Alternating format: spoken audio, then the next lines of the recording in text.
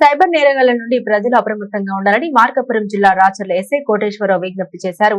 ఇటీవల వాట్సాప్ గ్రూపుల్లో నాకు 5,000 వచ్చాయి మీకు వస్తాయంటూ కొన్ని లింకులు పంపుతున్నారని, ఇటువంటి లింకులను సైబర్ నేరగాళ్లు పంపుతున్నారని ఆయన హెచ్చరించారు.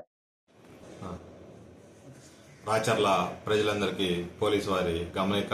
ఈ మధ్య మనకి సోషల్ మీడియాలో మనకి సైబర్ ఫ్రాడ్స్ అనేది పెరిగిపోయింది.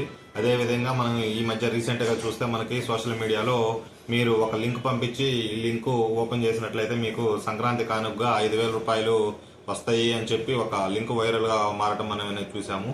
ఇట్లాంటి లింక్స్ ఏవైతే ఉన్నాయో అవి దయచేసి ప్రజలందరూ గమనించగలరు. ఇవన్నీ ఫేక్ లింకులు. దయచేసి ఇట్లాంటి లింకులను ఎవరు ఓపెన్ చేయొద్దు. ఓపెన్ చేసి మీ డేటాని కానీ మీ అకౌంట్కి సంబంధించిన డీటెయిల్స్ కానీ ఎటువంటి డేటా అని అట్లాంటి లింకుల్లో మీరు ఎంట్రీ చేయొద్దు. ఏదైనా మీకు కొత్త లింకులు వచ్చినట్లయితే మీరు దయచేసి గమనించి అటువంటి లింకులు ఏది తెలియని వ్యక్తుల నుంచి వచ్చిన కొత్త లింకుల్ని ఎవరు ఓపెన్ చేయొద్దు అని చెప్పి పోలీస్ వారి తరపు నుంచి ప్రజలకు తెలియజేయడం జరుగుతుంది.